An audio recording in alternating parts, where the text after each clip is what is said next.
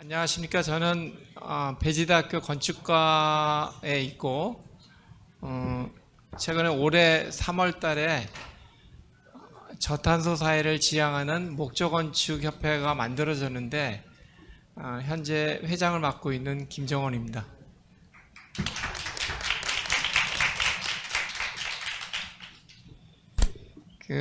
그러면 일단은 먼저 오늘 이제 토론에 대한 패널로 참석하신 분들을 간단하게 소개를 해드리도록 하겠습니다.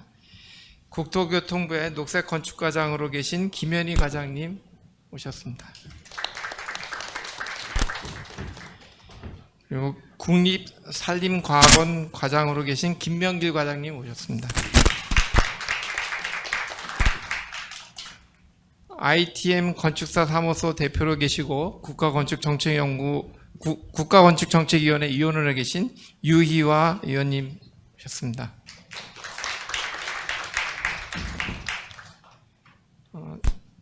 국산목재협동조합 이사장으로 계신 김지훈 이사장님 오셨습니다.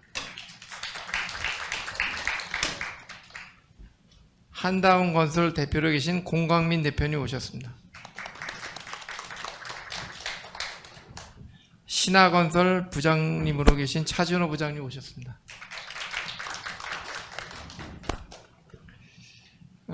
먼저 토론에 앞서서 굉장히 많은 프로그램이 준비가 됐는데 굳이 이제 국악 공연이 된 거에 대해서 약간 의아스럽게 생각하시는 분도 계실 텐데, 이 조셀린 클락 교수님이 이제 KBS에 나오시면서 그 아나운서가 질문을 했어요. 뭐라고 질문했냐면 국악을 세계화하려면 어떻게 해야 되느냐 이렇게 질문했는데, 이분이 말씀이 세계화 이전에 대중화와 활성화가 더 먼저 필요하다라고 말씀하셨습니다. 그러니까 똑같다고 생각이 됩니다. 목조건축이라고 하는 거가 세계적으로 유명한 건축을 만들어내고 이런 것도 굉장히 중요하지만, 사실 이 목조건축을 중요성을 알리고 그 다음에 이것을 대중화하고 활성화하는 것이 굉장히 중요하다고 생각이 됩니다.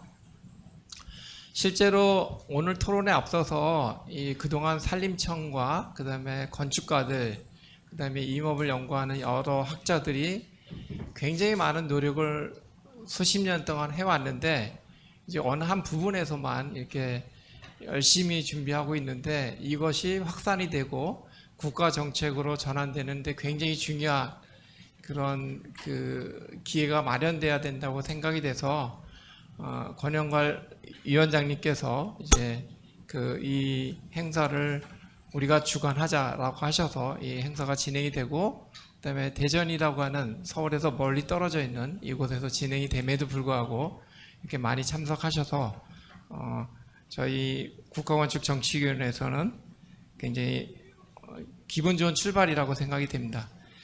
그리고 오늘 토론이 저희한테 주어진 시간이 원래 1시간 정도 됐었는데 시간 관계상 너무 짧아져서 한 30분 정도를 해야 될 것 같아요. 그래서 일단 토론에 대한 거는 민에서 그동안 애로사항이나 어려운 점들을 먼저 말씀드리고, 그 다음에 국토부와 그 다음에 산림청에서는 정책에서의 어떤 앞으로의 방향, 그 다음에 어려운 점들 이렇게 말씀하시고 그런 내용을 중심으로 해서 말씀을 한 다음에 그 다음에 플로어에서 한두 개의 어떤 질문을 받도록 하겠는데, 저희가 시간이 좀 한계가 있을 것 같아서 논의될 만한 내용들을 이 책자에 뒤에다 실었습니다. 그래서 그런 부분을 나중에 정책을 반영하실 때 도움이 되지 않을까 이렇게 생각이 됩니다.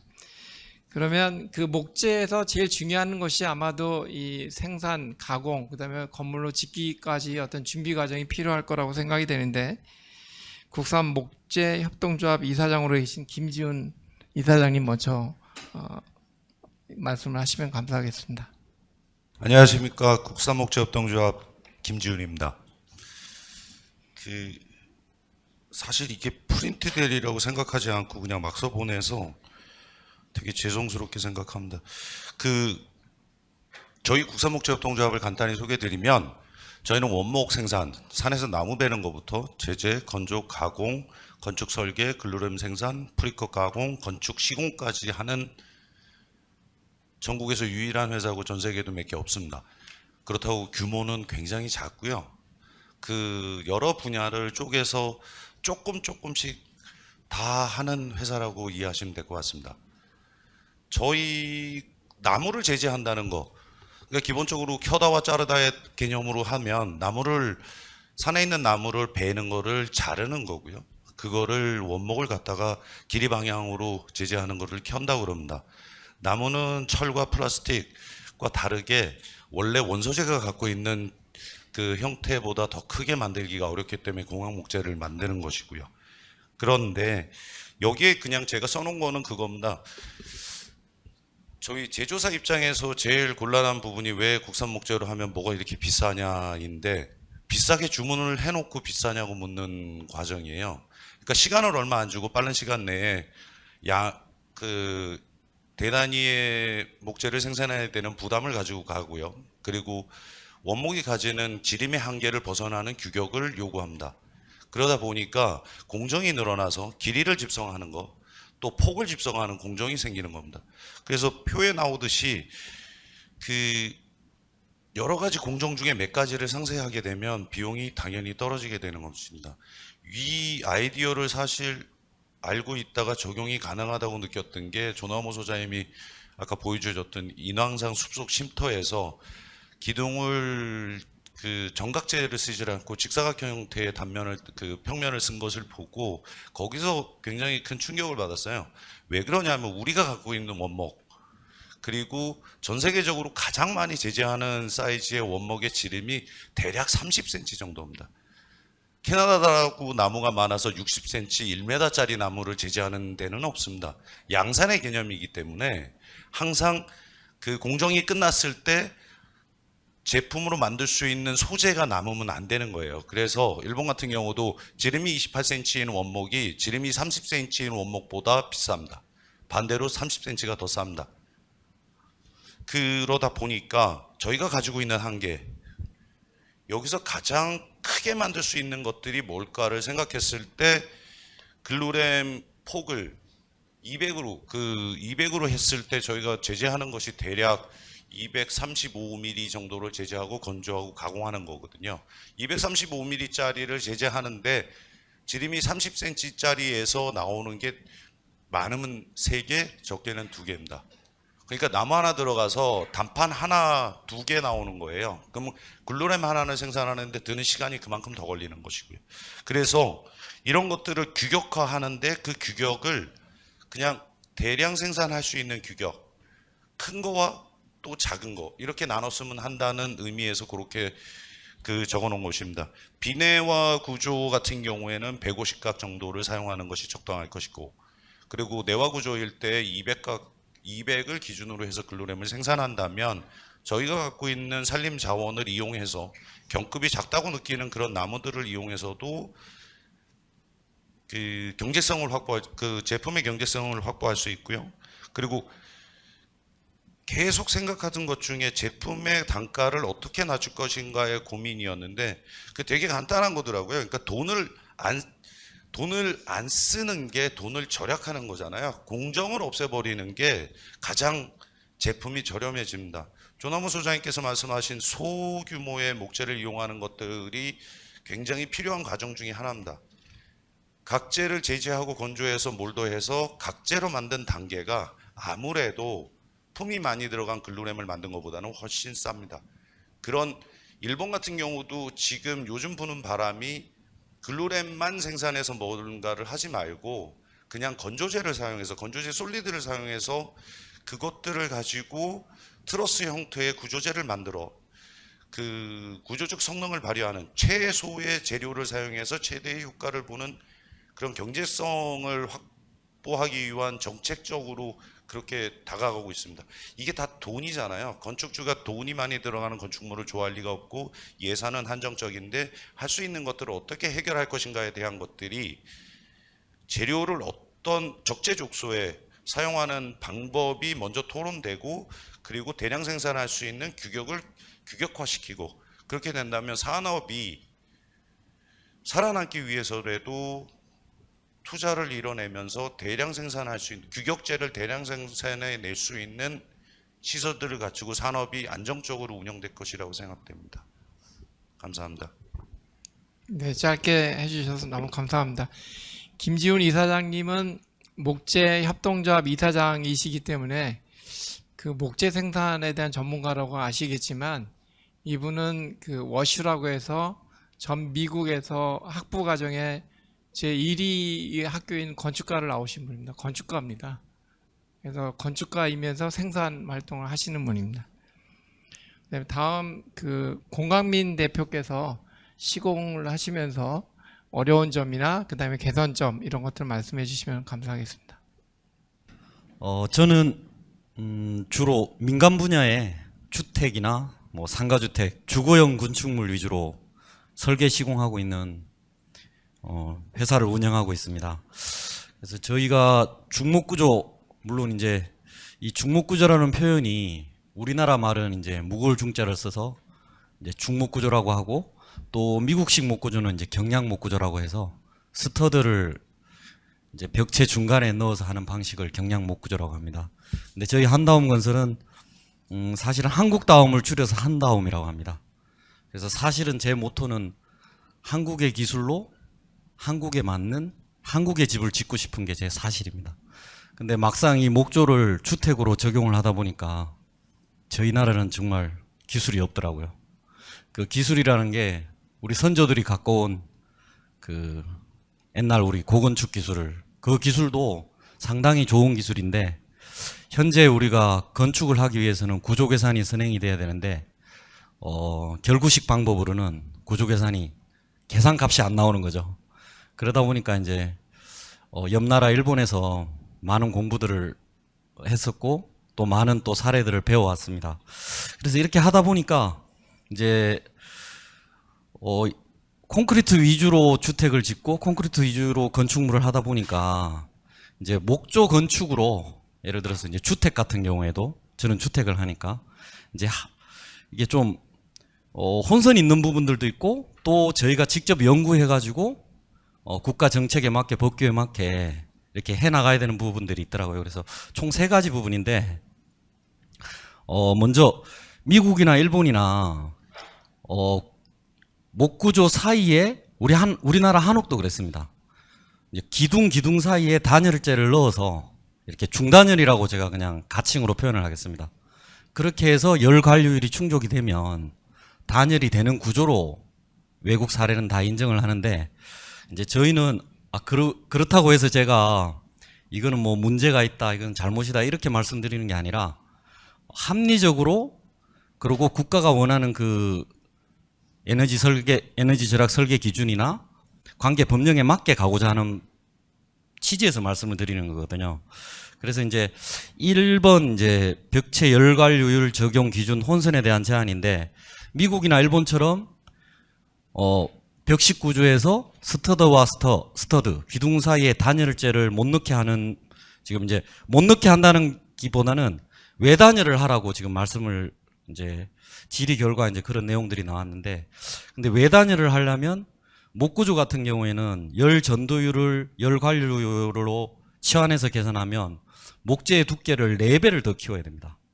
그럼 사실상 주택을 하나 짓는데 기둥이 400에 400각 정도 나오는 기둥으로 해야 한옥으로 치자면 그 구조가 맞아진다는 결론이 되거든요. 그렇게는 집을 지을 수가 없는 거죠.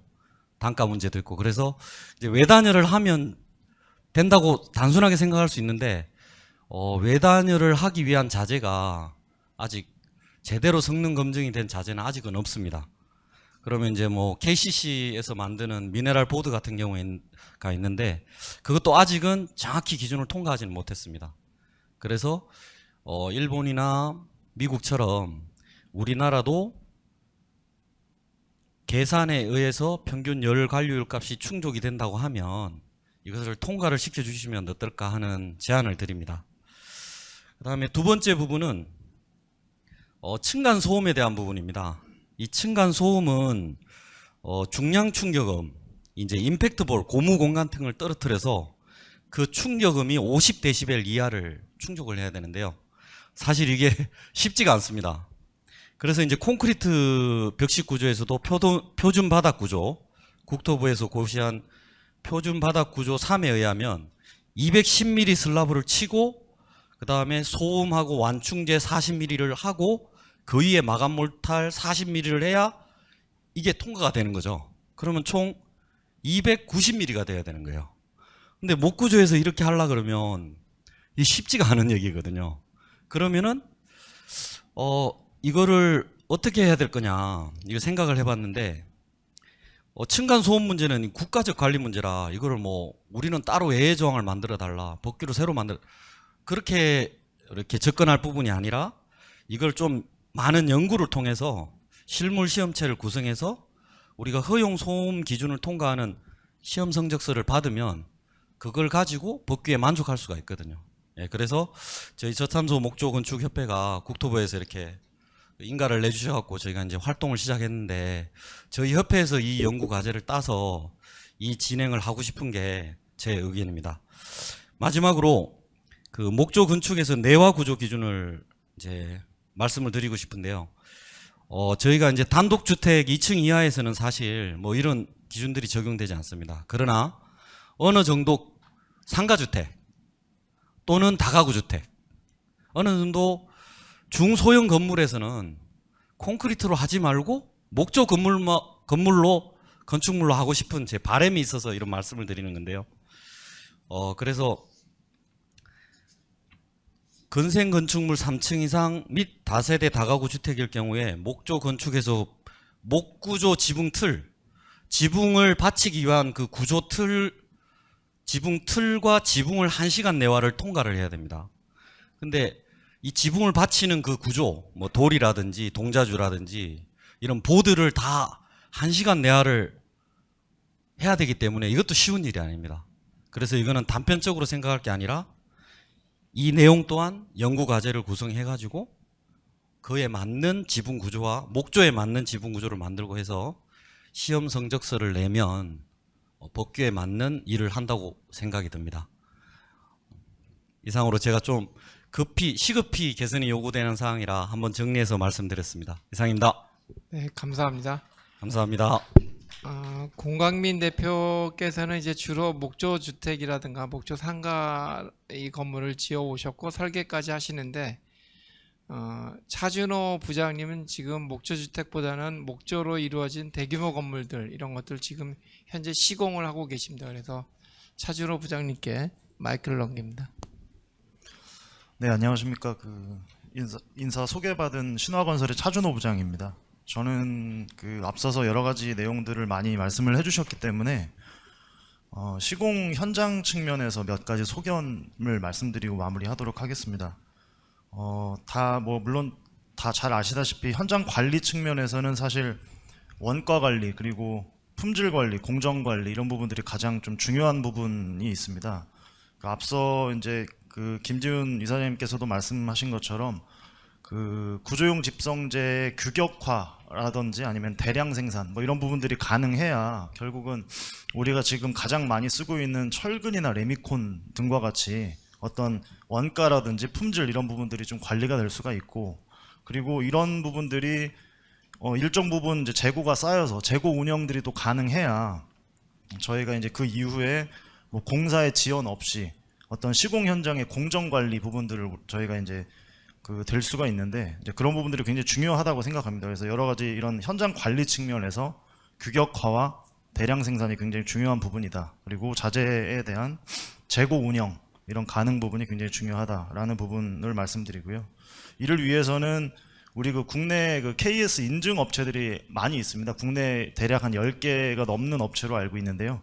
그 업체들의 뭐 일부는 훌륭할 수도 있지만 대부분은 조금 뭐 부족하거나 어떤 설비 운영 여러 지원 측면들이 좀 여러 가지로 또 지원이 더 필요한 부분들이 많이 있습니다. 그래서 어떤 뭐 정부라든지 이런 차원에서 이런 KS 인증 업체나 이런 생산 운영 등 설비 등의 전폭적인 어떤 지원을 통해서 활성화가 되면 훨씬 더 어떤 시공 현장이나 이런 목조주택의 어떤 전체적인 시장이 활성화될 수 있을 거라고 생각이 됩니다.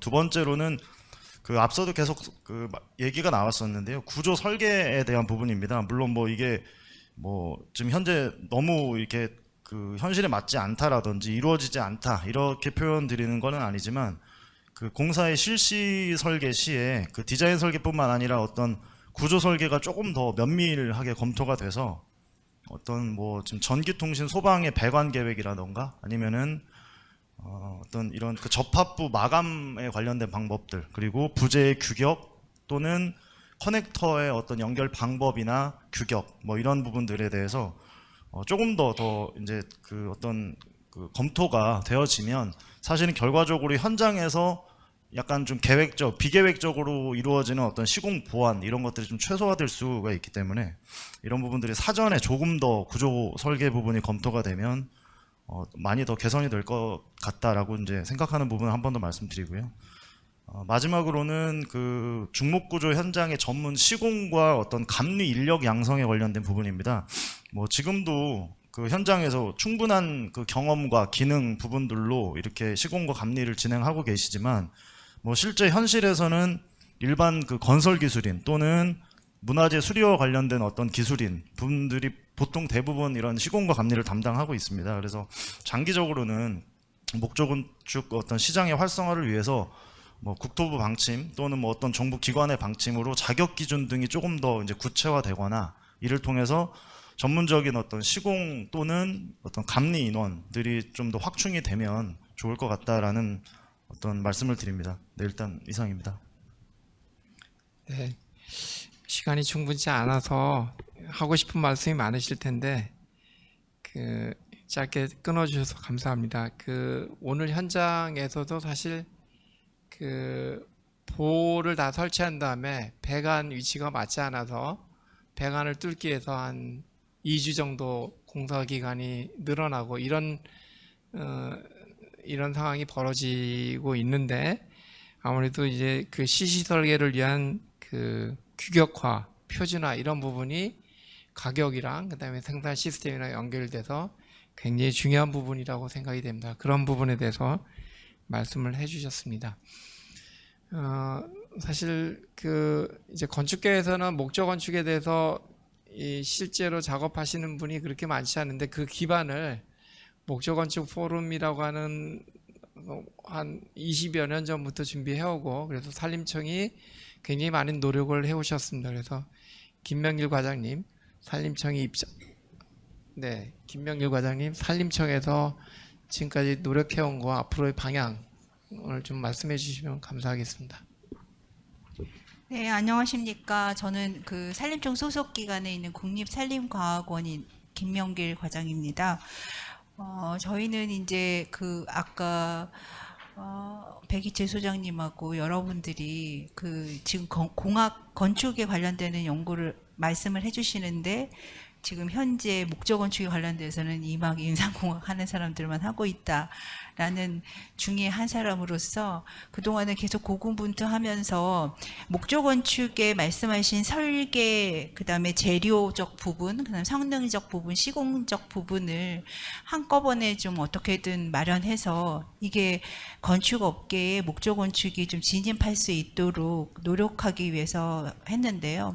오늘 제목이 탄소 중립 사회이다 보니 우선 우리나라 그 국가 감축 목표 중에 탄소 산림에서 흡수해야 되는 게 한 2,600만 톤 되면 그 중에서 국산 목재를 활용한 제품으로 해야 되는 부분이 30년에는 150만 톤, 그 다음에 50년에는 220만 톤을 저장해야 됩니다. 그런데 현재 우리는 68만 톤 정도를 하고 있거든요. 그래서 산림청에서는 현재 아까 우리 그 청장님께서 우리가 10억 큐빅미터 입방 정도 우리가 그 전체 나무를 가지고 있는데 그걸 다 베는 게 아니라 우리나라 산림이 국토 면적 전체의 67%, 그러니까 670만 헥타르 정도 있다고 생각하시면 됩니다. 거기서 나무를 다 베는 게 아니라 인식 계산을 하기 위해서는 그중에 230만 입방이 230만 헥타르가 경제림입니다. 경제림이라 함은 베고 가꾸고 다시 심어서 그거를 계속 순환해서 경영하라는 의미거든요. 근데 230만 헥타르에 갖고 있는 그러니까 전체 5분의 1이라 그러면 10억 큐빅에서 5분의 1 정도 되면은 계산이 되시겠죠. 그런데 어쨌든 정책 목표를 우리가 220만 톤 2050에 국산 목재로 탄소 저장을 하려고 하면 지금 현재 400만 입방을 우리나라에서 베고 있어요. 근데 대부분이 400만 입방이 이제 장수명으로 쓰는 부분이 아니라 이런 그 섬유판 만드는 데 쓰이고 있고 펄프 제조용으로 쓰고 있거든요. 근데 좀 더 탄소 저장을 오래 할 수 있는 장수명으로 쓸 수 있는 부분으로 하게 하기 위해서 800만 입방으로 정책 목표를 올렸습니다. 그러면 앞으로 400만 입방을 더 늘렸을 때 우리가 장수명으로 쓸 수 있는 목적 건축을 예를 들어 아까 7층 산림복지진흥원 했는데 건축을 제가 듣기로 지금보다 2배로 지으면 더 높게 짓는다고 사람들이 인식한다 하더라고요. 그래서 3회 빌딩, 63빌딩 지을 때도 3회분보다 2배, 또 롯데타워 할 때도 2배 그렇게 지었다고 건축하시는 분들 그렇게 하는 걸 들었습니다. 그래서 14층 건물을 짓는다고 저희가 50m 플러스 높이로 짓는다고 해서 400만 입방 그거를 목조 건축으로 짓는다고 했을 때 그 한 동 짓는데 한 만 입방 정도 목재가 필요합니다. 전체 100% 한다 그래도 하이브리드로 한다 그러면 좀 더 줄어들겠죠. 그러면 앞으로 400만 입방이 공급이 될 때 얼마나 많은 목조 건축을 지을 수 있을까, 공급을 할 수 있을까.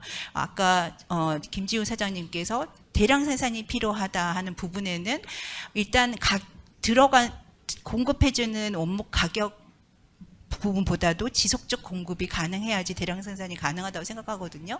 근데 그만큼의 정책이 앞으로 벌채를 많이 수확을 하기로 했으니까 지속적 공급을 한다 그러면 대량 생산이 어느 정도 될 거라고 생각하고요. 두 번째 부분에서는 공정상의 여러 가지 규격화 부분에 있어서는 그 부분에 여러 가지 저희 KS와 고시 목재 제품의 고시 이용법의 목재 이용법에 따라서 관리를 하면서 지금 규격화를 하고 있어서 그 부분은 좀 더 현장하고 좀 얘기를 하면 될 것 같고요. 두 번째 이제 그 단열에서부터 차음 부분에 있어서는 국토부에서 좀 얘기해 주시면 좋겠고 그 중에서도 차음의 바닥 구조의 부분에 목 구조로 바닥을 만들었을 때 부분을 좀 더 50데시벨, 41데시벨 이상으로 해야 되는 부분에 대해서 저희가 국토부 규정에 대해서는 좀 그 개정안을 제안한 바 있어서 국토부에서도 긍정적으로 검토하고 있는 것으로 알고 있습니다. 세 번째 말씀하신 지금 시공 부분하고 구조 부분인데요. 말씀하신 대로 아까 어떤 분께서 설계에서부터 시공까지 또 감리는 그렇게 하더라도 한 번에 발주 주는 거를 좀 했으면 좋겠다. 우리가 설계에다 주고 구조 설계는 목구조 설계는 그닥 풀이 많지 않은데 구조 설계 부분에 있어서 이렇게 하청을 주다 보니까 어쨌든 탄탄한 구조 설계 이 진입이 많은 사람이 진입이 좀 안 되고 해서 저희 지금 과학원에서 산림청 소속 협회 여기 지금 저탄소 사회를 지향하는 목조건축 협회가 있듯이 산림청 소속의 한국 목조건축 협회를 끼고 목구조 설계 공모를 했습니다. 그런데 이제 그렇게 풀이 많지 않음을 느끼면서 저는 여기 건축하시는 분들이 계시니까 나름 그 규격에 대한 여러 가지 전단 능력, 수직 능력에 대한 설계값 표준 매뉴얼은 저희가 이미 갖고 있고 배포를 하고 있으니 그 부분에 대해서 좀 목구조 설계하는 부분을 건축하는 데 있어서 좀 많이 좀 넣어주셔서 할 수 있도록 좀 해주시면 좋을 것 같습니다. 그런 면에서 제가 마지막으로 산림청 여러 가지 정책 사업이 있긴 있습니다. 그래서 여러 가지 목재 친화도시 사업 아까 일환으로 하동에도 하시고 이런 것들이요. 그런 부분 그다음에 국산 목재 목조 건축 실현 사업 이런 것들을 해서 예산을 투자해서 하고 있으므로 그런 지자체별 그다음에 민간별로 뭔가 들어올 수 있는 사업들이 있으니 좀 여러 가지로 산림청 홈페이지나 이런 거 관심을 가져주시고 하시면 좋겠고요. 그것과 더불어 마지막으로 제가 건의사항을 좀 드리면 일단 여기 지금 위원장님도 계시니까 국건위에 제가 좀 말씀드리고 싶은 거는 첫 번째 우리나라 국산 목재를 여러 가지 지금 가공, 생산, 그다음에 설계서부터 시공 감리까지 건축 쪽에서 바라보는 부분도 건의를 해주셨지만 일본에서 쓸 때 일본이 우리나라처럼 자금률 지금 15% 수준에서 지금 40% 50% 수준까지 갔었던 데는 지역 중심이 굉장히 잘 돌아갔거든요.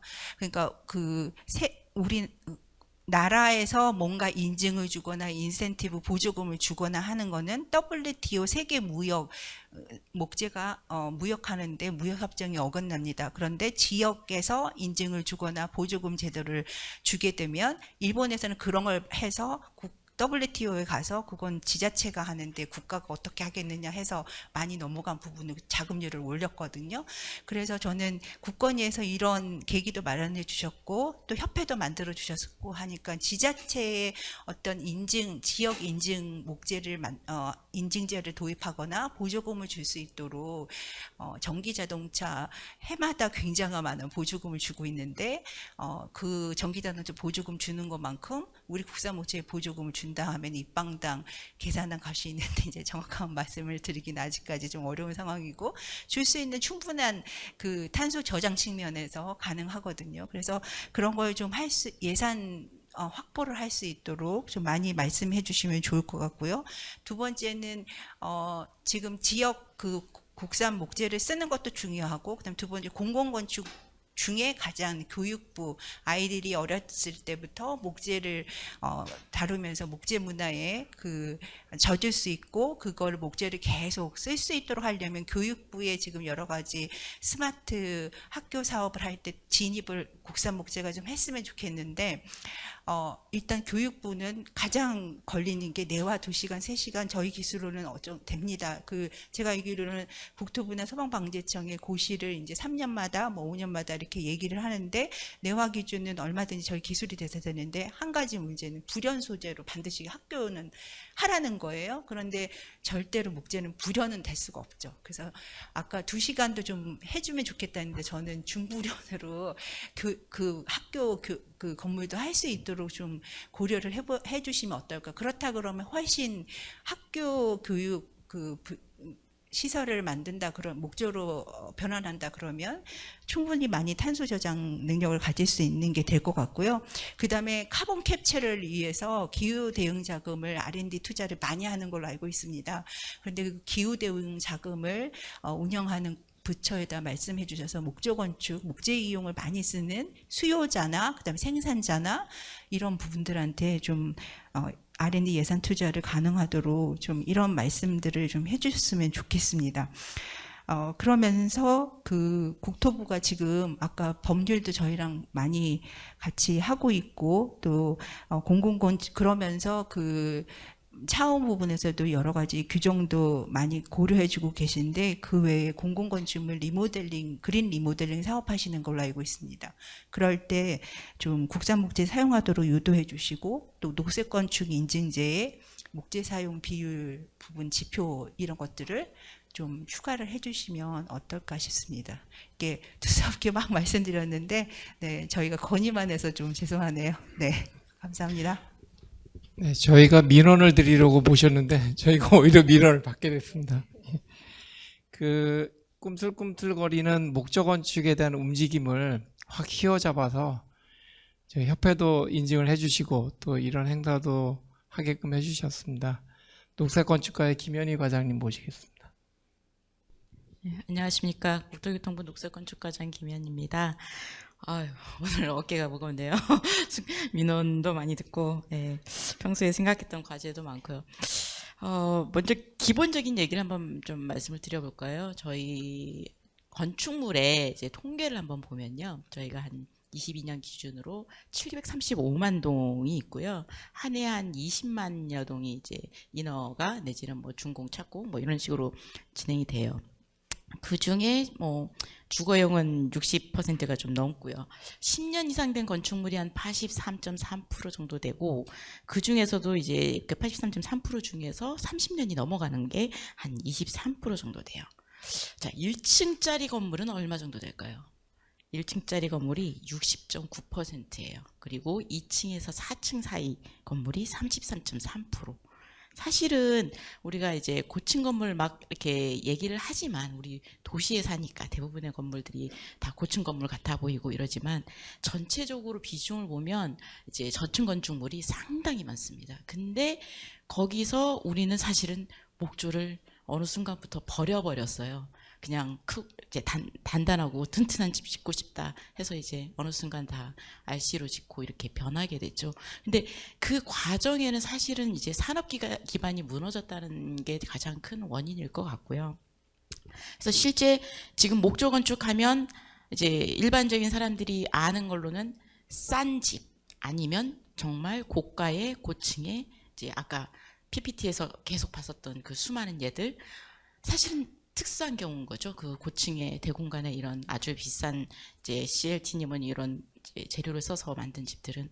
근데 우리가 이 탄소 중립을 위해서 이제 건축의 목구조를 활성화하려면 결국은 이 저층 건축물 그리고 30년이 넘어서 이제 다시 지어야 되는 이런 건축물들을 어떻게 하면 이 목구조로 끌어올 수 있을까 이제 그 부분을 고민을 해야 될 것 같고 그러려면 결국은 제도적인 기반 아니면 산업적인 기반을 이제 만들어 가야 되는 게 제일 이제 맞을 것 같고요. 그래서 그 시점이 왔다라고 판단해서 사실은 이제 그 건축정책학회라든지 산림청이랑 같이 이제 논의하면서 법률 제정안까지 마련을 하게 됐습니다. 근데 사실은 시작이고 그 안에 필요한 이제 법은 국회에서 만들지만 법 밑에 대통령령, 시행규칙, 그리고 고시, 그리고 각종 KS 기준, 그다음에 시방 기준, 뭐 그다음에 구조 설계 기준, 뭐 각종 이 관련된 이제 그 규정들이 너무나 많습니다. 너무나 많은데 그거를 사실은 하루아침에 저희가 이제 해낼 수는 없고요. 결국은 이제 연구 예산을 들이다든지 아니면 민간의 노력에 의해서라든지 이제 연구들이 좀 필요하고 그 R&D가 먼저 가야 되는 게 맞을 것 같아요. 왜냐하면 기술적으로 검토가 안 된 거를 저희가 손쉽게 이거를 법제화할 수가 없거든요. 그동안에 저희가 한 60년대 이후부터 계속 RC 위주로의 모든 정책들을 펴면서 모든 게 다 RC 위주의 기준들을 다 갖고 있거든요. 근데 그게 하루아침에 된 게 아니라 사실은 끊임없이 연구하고 기술 발전시키면서 축적시킨 걸 갖고 만들었거든요. 그와 같은 과정을 그동안 우리가 목조를 버렸기 때문에 그 과정을 사실은 가능하면 빠른 시간 내에 이제 투자를 하고 해야 될 것 같다는 생각이 들고 그런 부분에 좀 저희 국토부에서 이제 일단 노력을 해야 될 것 같다라고 생각이 듭니다. 그리고 아까 이제 말씀 주셨는데 단열재 내지는 층간이라든지 뭐 이런 부분들이 사실은 되게 어려워요. 안전 기준하고 그 생활 편의, 그러니까 민원이 아주 센 분야. 이 부분을 해결할 수 있는 방안이 사실은 되게 쉽지 않고 결국은 기술적인 방안을 가능한 빠르게 그리고 합리적인 가격으로 이제 도입될 수 있도록 하는 노력들이 조금 있어야 될 것 같고요. 그리고 우리 산림과학원에서 말씀해 주신 그 민원들은 사실 앞으로 계속 만들어 가야 될 과제라고 생각을 합니다. 좀 더 노력하도록 하겠습니다. 많이 좀 힘 좀 보태주시기 바랍니다. 이상입니다. 저희가 뭐 국토부에 굉장히 의지하는 게 많습니다. 그리고 지금 이제 오늘 이 프로그램을 총괄 진행을 해오신 분이 국건위의 유이화 위원님이신데 이분이 향후에 이 목조 건축의 대중화, 활성화를 책임지고 이끌어 가실 분입니다. 그래서 한 말씀 듣도록 하겠습니다. 죄송합니다. 오늘 중복 출연을 하고 있어서 제가 네 사실 지금 뭐 시간 관계에서 오랜 이야기는 못하지만 어떤 부분에 있어서는 오늘 그 발표에서부터 지금 토론의 자리까지 희망을 보기도 하고 그 목조 건축의 그 장래성에 대한 희망도 보기도 한 부분도 있고 그와 동시에 또 여러 가지 그 동시에 해결돼야 되는 여러 제도적인 문제들, 뭐 토론 때부터 얘기 나온 뭐 발주 방식에 대한 문제, 뭐 제도화에 대한 문제, 뭐 그 재료의 표준화라든지 규격화라든지 전문 인력 양성에 관한 문제들, 그리고 이것을 실질적으로 현실화시키기 위해서 전문 집단들이 반드시 동시에 양성되어야지만 제대로 된 그 설계에서부터 시공까지의 관리가 또 될 수 있을 것이고요. 그래서 이게 뭐 어느 한 가지가 먼저 가는 거가 아니라 동시에 병렬적으로 많은 일들이 같이 이루어져야 되는 부분들이 있기 때문에 많은 부처와의 협력과 또 그 TF 구성을 통해서 많은 논의가 또 이루어져야 된다고 생각을 합니다.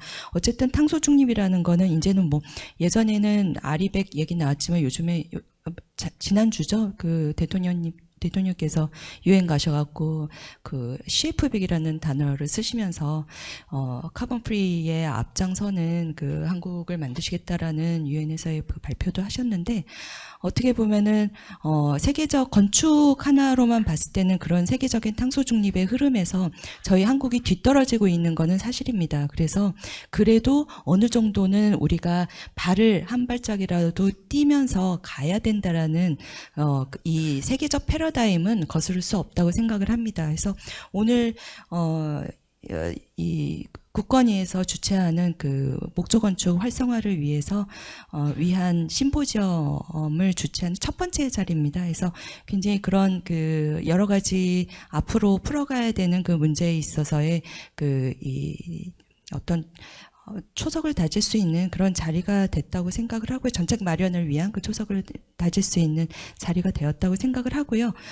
저도 또 위원장님 모시고 같이 또 열심히 또 목조 건축 활성화를 위해서 노력하겠습니다. 감사합니다. 네, 아무래도 저희가 이제 지금 목조 건축의 대중화와 활성화에 있어서는 세계적으로 보면 후발주자인 것 같습니다. 이 자리에 일본 목조건축협회 또 해외교류협회에서 손님이 와 계십니다. 그래서 일본의 입장과 그다음에 일본이 시간이 좀 많지 않아서 간단하게 일본의 현황을 좀 간단하게 말씀해 주시면 감사하겠습니다. 今日はどうもお疲れ様です。皆さんありがとうございました。日本の補助事業といいますか、日本が今まで、なんですかね、政府の支援を受けながら木造住宅っていうのが発展してきたんですが、大体それが始まったのは大体1990年ぐらいから活発的に始まりました。 일본의 그 목조 정책에 대한 지원 방법, 이런 시책, 이런 것들에 대해서 오늘 우리가 좀 듣고 싶다라고 해서 1990년도부터 일본 정부에서 업체에 지원해 주는 그런 정책들을 설명을 좀 드릴까 합니다. それで今日資料が一番最後についてるんですが、女性事業の、政府のサポートは主に2つに分かれてまして、1つが今日の発表にあったような、最先端の木造住宅を作るということです。でもう1個が、いわゆる一般的な住宅をより高性能により安く作るっていう、一般のものをいかに普及させるかということになります。で、私はその後の方の、一般の住宅、木造住宅を増やすっていうことが、今日の目的である低炭素っていうことに一番貢献すると思いますので、今、日本はそっちの方にものすごい大きなお金をかけています。 우선 두 가지로 오늘 그 발표를 정리를 할 수가 있겠는데요. 첫 번째는 그 특수한 대단면에 대한 그 건축이었었고요. 두 번째가 우리 일반 그 서민들이 짓고 있는 일반적인 주택, 그런 부분으로 나눠질 수가 있는데, 지금 여기 선호달상은 두 번째 후번 주자인 일반 주택에 대한 공급, 요게 향후에 계속 증가되어야 저탄소에 대한 효과가 상당히 클 것이다. 그런 말씀드렸습니다. それでおそらく今日前でお話しされてたように、できるだけ日本の材料を使って、できるだけ普通の小さな地域の方たちが、地域の中のサプライチェーンで物を作る、家を作るっていうこと。これが、とにかく実現するように、地道にやっていくってことが今重要視されているっていうところになっています。 여기 지금 그 맨 뒤에 자료 76페이지에 아주 요약만 딱 6가지로 요약을 해뒀거든요. 아무튼 여기 엄청 많은 그 자료를 보내왔었는데 아마 6가지로 요약을 한 것 같습니다. 근데 가장 지금 강조하는 것은 그 지역별로 지원할 수 있는 시스템, 그런 주택을 지을 수 있는 전문가들의 네트워크, 이런 것들을 구축해서 진행하는 것이 가장 효과적일 것이다. 일본의 경우에. 이런 정도로, 구체적인 내용은 자료집 76페이지 참고하시기 바랍니다. 네. 아울러서 제가 조금 좀 덧붙일 말씀이 있는데요. 저는 이건 주간 단체인 저탄소 목조협회 사무총장 김병채입니다. 인사가 늦었는데요. 아까 구조계산 프로그램에 대해서 구조계산 여러 가지 말씀하시는데 현재 우리나라 구조계산 프로그램은 전부 거의 100%가 콘크리트 주택을 토대로 한 구조계산 프로그램입니다.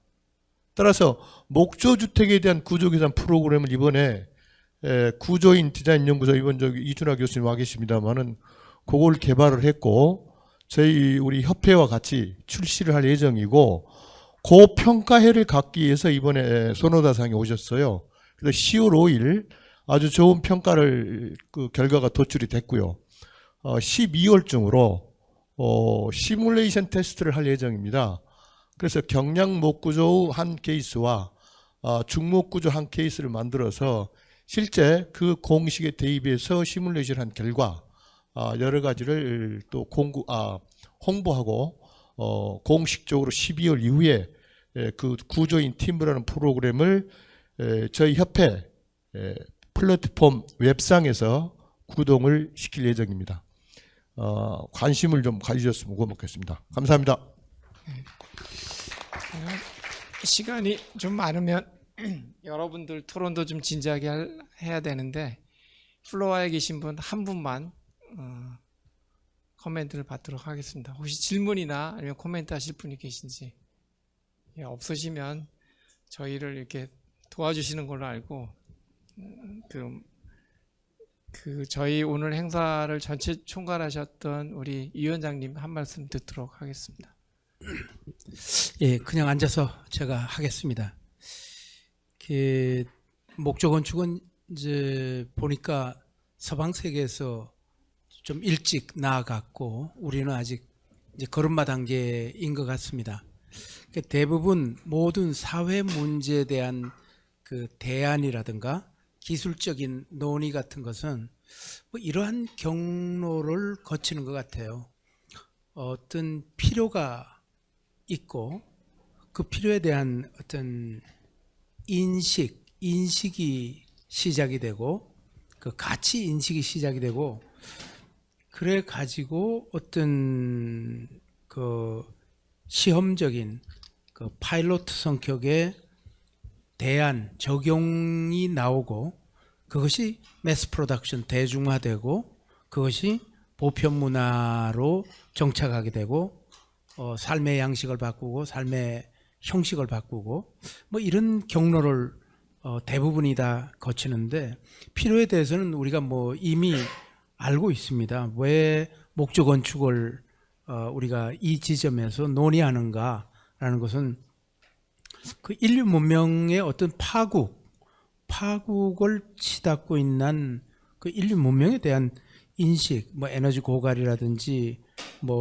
이 기후 변화에 관한 것이라든지 해수면 상승에 대한 거, 폐기물, 해수 오탁, 대기질 위기, 마약, 테러, 전쟁, 이거 하여튼 그 인류 문명이 굉장히 이 파국을 치닫고 있다라는 것을 알고 이것을 그 인간의 그 삶의 공간 쪽에서 무슨 원인이 있지 않은가 이런 것을 살피기 시작했다는 것, 여기에서 출발한 게 아닌가. 그래서 그 가치 인식을 하는 거죠. 이제 사회적 논의가 비등하게 되고, 아 이제는 원인으로 거슬러 가보면은 다차원인데 건축과 도시에서 문제가 있는 것이 아닌가, 뭐 이런 생각을 하기 시작했다는 것이죠. 사실은 그동안은 우리는 도시가 좋다고 도시로 모두 갔는데, 오늘날은 도시가 만악의 씨앗이다 이렇게 얘기를 하고 있으니까요. 제가 봐도 그런 것 같습니다. 이 탄소 배출이라든지 이런 것이 압도적인 것이 도시에서 다 나오는 거니까요. 그러니까 도시는 사람이 많이 모여 사는 곳이고, 많이 모여 살면은 더욱더 즐겁고 행복해야 할 텐데, 도시에 사는 현대인들은 그들은 서로 가치를 공유하지 않고 대화도 하지 않고, 대부분 소외니 이런 말을 할 때는 늘 이야기하는 것이 도시죠. 이 화가도 인간 소외를 그릴 때는 도시를 주제로 합니다. 농촌, 산촌, 어촌을 얘기하는 사람이 없죠. 하여튼 이 현대가 앓고 있는 모든 문제가 도시사회의 문제와 일치합니다. 그만큼 도시가 문제다 이거죠. 이런 공해도 전부 도시에서 나오는 것이고, 사람이 밀집해서 살다 보니까 역병이 돌아도 우리가 뭐 혹독한 전대미문의 역병을 지금 3년 반, 4년을 거쳐왔는데, 이것도 도시에서 다 대량 확산되는 거 아닙니까? 사고가 나도 대형 사고가 나는 것이 도시이고, 사람이 그렇게 많이 살면은 그 사람 인구수 곱하기 2를 하면은 눈의 수인데, 감시의 눈이 그렇게 많은데도 불구하고 초강력 범죄는 다 도시에서 나죠. 산촌, 농촌, 어촌에서는 잘 나지 않습니다. 이래서 이제 도시는 만악의 씨앗이다 이거죠. 그래서 왜 이렇게 되었을까? 대통령 직속위원회가 22개가 있는데, 얼마 전에 저출산 고령사회위원회의 김영미 부위원장이, 거기는 부위원장이 위원장이에요. 그 위원장이 대통령이시니까, 이분이 저출산 고령사회를 연구하는데 저한테 찾아왔어요. 혹시 도시와 건축의 무슨 원인, 거기에 하여튼 좋은 해결 대안이 없을까, 이런 기대를 갖고 찾아온 겁니다. 저출산의 원인이 얼마나 복잡하겠습니까? 그 구조가.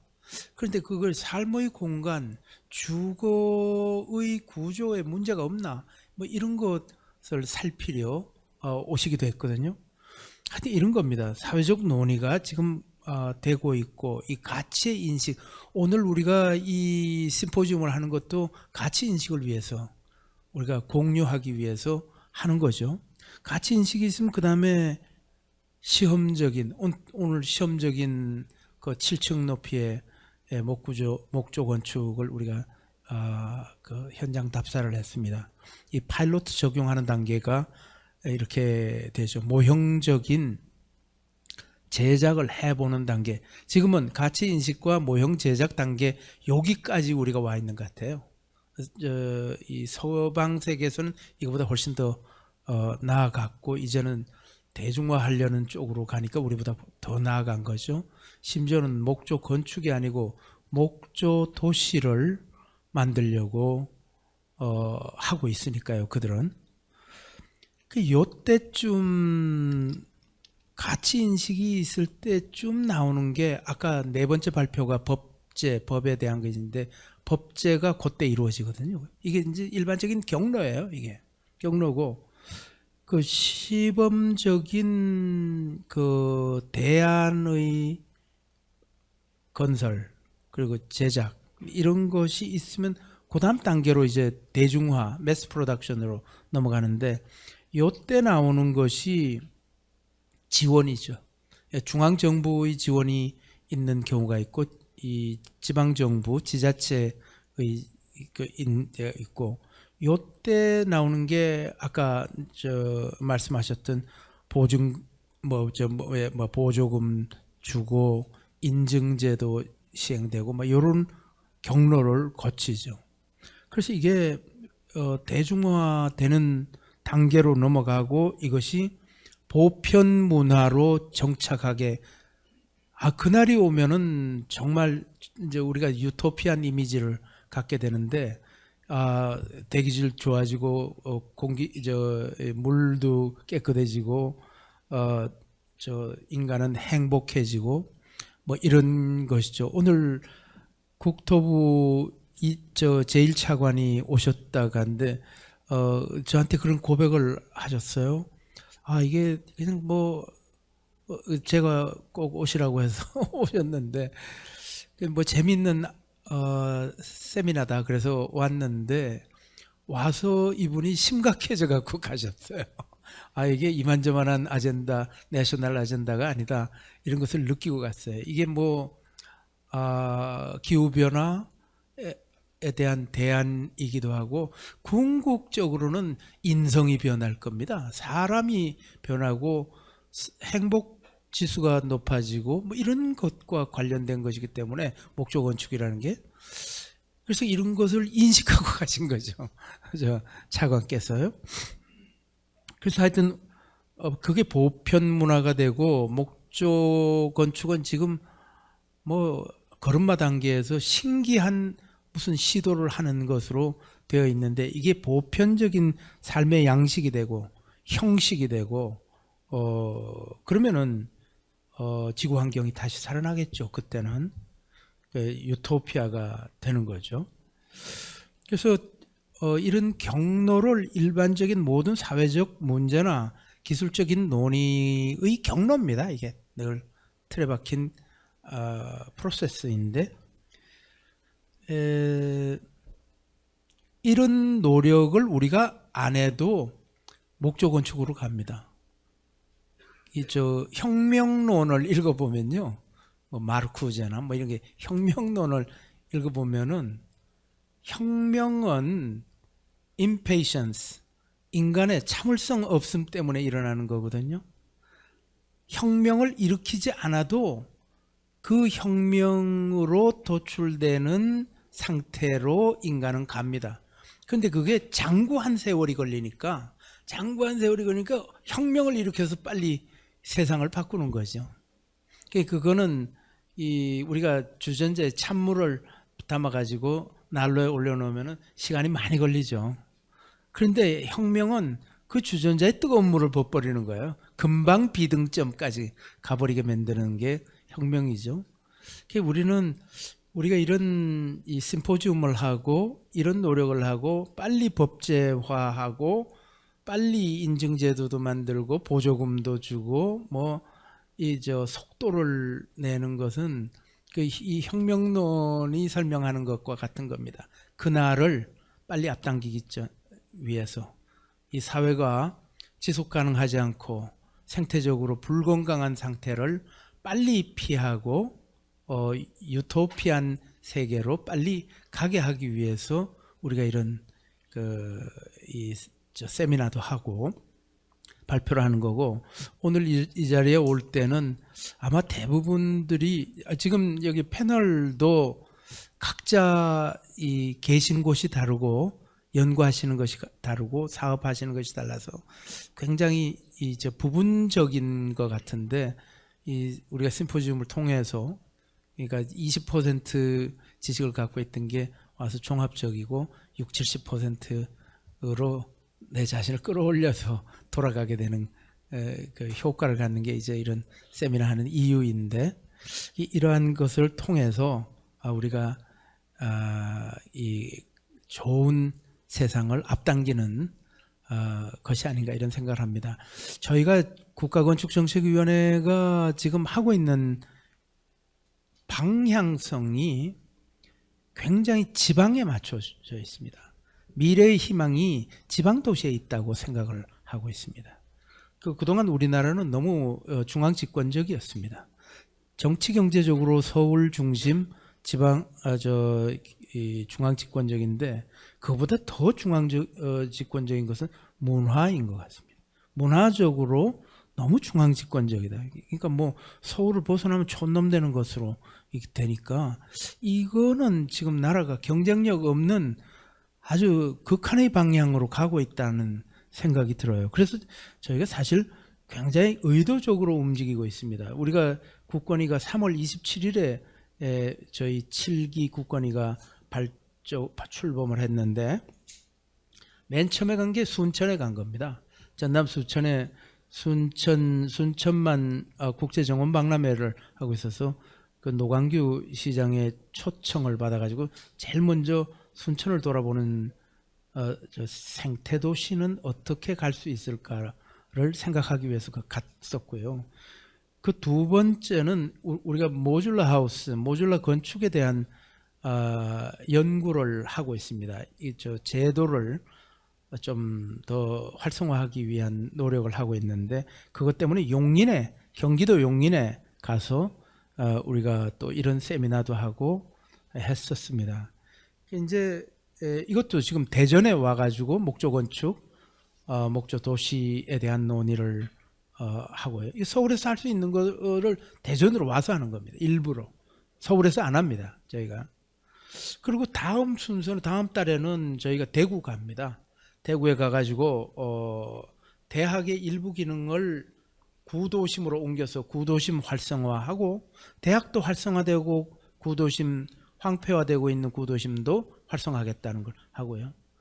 그 다음 달 그럼 이제 12월이면 굉장히 추울 때가 되는데 그때는 전주로 갑니다. 또 전라북도 전주에 가서 폐교를 재생하고 재활용하는 사례를 보고 전주에서 또 이런 심포지움을 갖고 지금 폐교가 전국에 4,000개가 넘어요.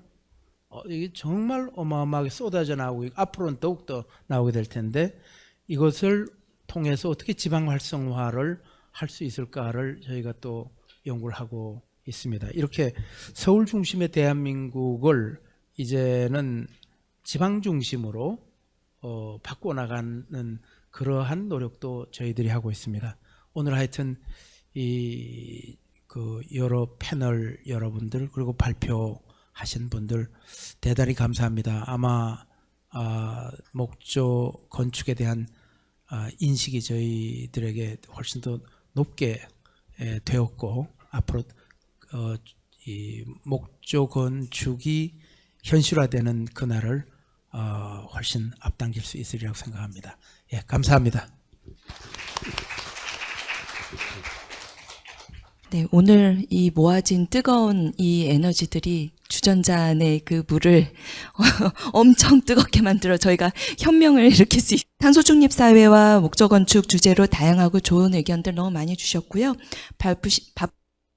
발표 자료를 준비해 주시고 또 좋은 의견들을 주신 토론자 여러분과 또 오늘 이 자리를 마련해 주신 저희 저탕하는 목조건축협회 김정화 회장님께 또 이 자리를 빌어서 감사의 말씀드립니다.